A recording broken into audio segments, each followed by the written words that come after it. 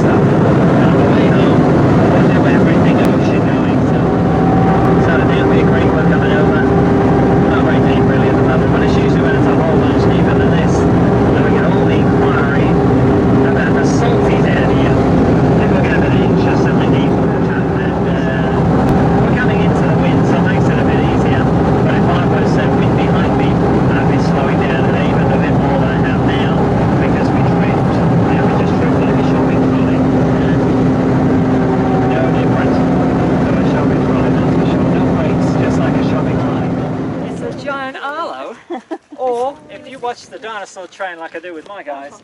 There's two orange ones in the second carriage. They're just looking over everyone, yeah? So 80 tons at the most, 12 meters tall at the tallest, and a big squidgy circular type footprint they leave behind. Now, in this location, it's between the 25 and 40 tonner variety Brachiosaurus. But what's special about this spot is we get to see the trail or trackway of an adult Brachiosaurus, maybe a young female, with a juvenile coming through behind. So we'll start with that. And I'll show you some other stuff. Australia back then had a different location on the planet. It was detaching itself from India and Antarctica back then. Yeah? So much, much colder. Now the trail is in this plane, and there are 9 footprints in it. So I'm going to take 9 of you and put you in the middle of these footprints. We'll point out the carp underneath, work out which way they're going, and then when we get to the end of the trail, we'll be able to look straight down it with you guys in it and visualize this thing plodding through the forest so many millions of years ago. So, can I have my first volunteer come on over? There's no shortage of volunteers this morning. Let's start with the little guys. Who would like the first one? I'm going to steal Hot Wheels here. What's your first name? Ethan. Ethan or Ethan? Ethan. Ethan. Now, don't get confused by that bit, okay? It's not a triple toe, it's not a big miss. The whole circular shape, okay? Now also don't stand on that because that's always a bit slippy. It's got algae on it. Can I get you stood right in the middle of it for me, Ethan? Is that alright? Now, not to give it away, but I'm going to turn you around and face you. The back foot comes all the way through and hits where the front foot left. So good horses do that, they're called tracking up. Elephants do it, apparently polar bears do it, and so do cats, I was told the other day. So from 2, we go to 3. This little lady's at 3 now. We'll see whether this stays there or not. We might fill in the gaps as the kids move on and get distracted by crabs. But the tip of this foot, this looks different because the tip of it's missing. It broke off a year ago. Now, it didn't go far. It came up here to confuse the issue. That's the missing bit. So the ocean has done that. So springtide week, the water goes all the way out to where, this is, some of you guys may have been on his boat already. This is Cameron from Broome watching over here. So it goes all the way out to where Cameron is in the channel, and then it turns around, and 6 hours later, the water's at the foot of the cliffs. So twice in a day, this gets completely covered. Water slips through the gaps underneath as well, and if we get a bit of storm or chop, it raises the ledge up and down and bits will break. But they usually fall this way. Some of these have got footprints on them. Now, 3 times in the 20 years we've been coming out here, we get out here, a bit of ledge is sheared away, and there's another footprint underneath. We get a little bit excited on those trips. Straight on the phone to a guy from Queensland University called Dr. Stephen Salisbury. You may have seen or heard of Steve. He's a great big guy, big beard, big Indiana Jones looking hat. just looks like a paleontologist everywhere he goes. We see him here through the winter time, and we'll turn up with our guests, and he'll be here with his postgraduate students doing their thesis work. So they come in with material to mould the footprints. They've got compasses, rulers, tape measures, all the simple stuff, but they added drones 5 years ago now. Initially for the nice aerial footage you can take. But nowadays their drones have laser imaging on board, so they're actually looking at the layers underneath the surface. It's super cool, and they're busy using all these different tools and technologies now to help them document what is over 100-kilometre stretch coastline of dinosaur footprints in Broome. It's huge out here. Yeah? From 3, we go to 4. You want to jump in 4? I'm trying to remember the your Chase. Of course you're Chase. It says on your shirt, doesn't it? So what's your first name? What's your real first name? Matthew. So Matthew's in 4, and we call this a perfect example footprint in regards to Brachiosaurus. Now, the reason I said that is when they were trying to authenticate them, they had to go overseas, other parts of the world where they've got bone fossils. Now, we don't have dinosaur bones in Broome, and I'll explain why in a second. So they went overseas, brought the template back, up against 4, perfect match. This one's that good, they could easily determine direction of Brachiosaurus. So, unique for Brachiosaurus, the distance here, the radius of its toe, is narrower than the radius of the heel. So looking down on it, it's kind of like an egg shape or a guitar pick. Pointing that way, they're heading to the cliffs, not forgetting the cliffs. We're not here back then. We're in that forest, squidgy clay floor. It's really cold. Yeah? Now behind Matthew, that's the start of the juvenile, okay? Coming in behind Mum, all right? So as I step back, you guys have picked off half a calf print there. That broke 10 years ago now, okay? Another complete one under your feet there. See that one here? Another one underneath me right here. Then a bit more has sheared away with the erosion. And we pick the trail up just here, and there's another one at the foot of the ledge. Now, first things first, they were dated the same period of time. Size difference in depth, that kind of helps with idea of mum and a calf, but for the experts, it was as simple as they're travelling in the same plane. Enough to convince them they might be related. From 4, we go to 5. Who's going to stand in the middle of 5 for us? Okay. Look, we've got one more.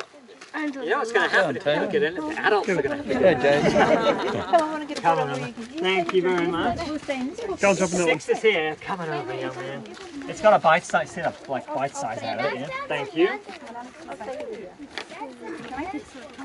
So he doesn't have to imagine. Let's put it in here because that one's a bit knobbly. So Alex, that's 8. Let's get you in 8, okay? I like 8. We can tell direction. Thank you. So 7's a bit knobbly, okay? Used to come around like that. So I get someone right there for us as well. Whoever would like 7. Who's got 7? Don't make me do it. It does have toes, but you always got to remember it's squidgy clay floor millions of years ago. So they're not all perfect Play-Doh castings, and these guys are really heavy.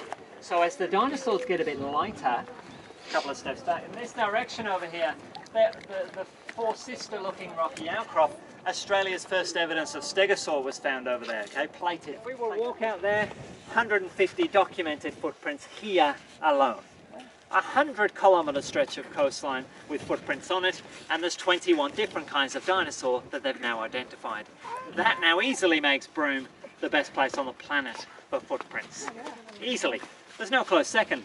Most other places have only got 4 or 5 different kinds of dinosaur there. But the difference is they've got bones, and we don't have any. Yeah? I'll bring you around this way. I'll explain why we don't have any bones. A couple of reasons. Firstly, the Kimberley's referred to as the oldest benign landmass form in the world. Now all that really means is the lay of this land's not changed too much over millions of years. It's morphed into different appearances. Now you compare it to other parts of the world, they've had earthquakes, volcanoes, sand or glaciers, anything really that has covered the bones over, preserved them or protected them from the elements, and eventually they've been fossilized. Out here, that never happened. Anything died, it got left exposed. The birds, the animals get the goody bits, and the sun does the rest of the work. It burns down, it eventually becomes dust, and it blows away. Now they also believe this greeny grey rock, remembering it as squidgy clay, they don't believe the composition of this earth is sufficient to support fossilization anyway. So even if a dinosaur got buried here, the bones would have disappeared. They're pretty high. Up here, right where I'm stood, I'm going to get out of the way. Facing this way I need you. And ideally, I want you to be able to see these layers on the right hand side, okay, for the example. Come as close as you can. Now, behind me on top, more footprints. 1, 2, 3 right behind me. Quarter of one just here, and one behind this little guy right here. There's like 9 this one. Bit of infill where Steve was, bit of infill on top. The bowl underneath is the footprint. Now, I want to give you a comparison before I show you underneath. So on the right, you see these layers through the old forest. Yep. Relatively straight there, where the dinosaur didn't stand. So I want you to compare the straightness of those layers to what you see underneath where they put their foot. You see how that all bows underneath there, yeah? So when they have come through here, the earth was up there. Pushed their foot into the ground. That's what we were stood on, but there's no depth to the footprint anymore. It's just a disc on the surface. The surrounding earth is much less dense. So the erosion is going to continue around these shapes. One day the land level will get to here, and we'll be left at that point with a pedestal looking shape stuck now above the level of the land with a footprint on top this time. It's at that point you wait for that ocean to come back. So 6¼ hours from low to high, a bit of storm or chop at the same time, and one day we'll get out here, it'll have rolled over onto the floor, and in the middle of winter it'll be completely under sand. No one will know it's there until summer. Oh, it's alright, I'm gonna go. It's alright, I'm nearly done. I was just gonna finish my last sentence. So October westerlies come in, humidity goes up, and the sand gets redistributed. The reason I said that is because when you're flying a hovercraft, you've got to think ahead of yourself. At least 150 meters ahead of yourself in this vessel.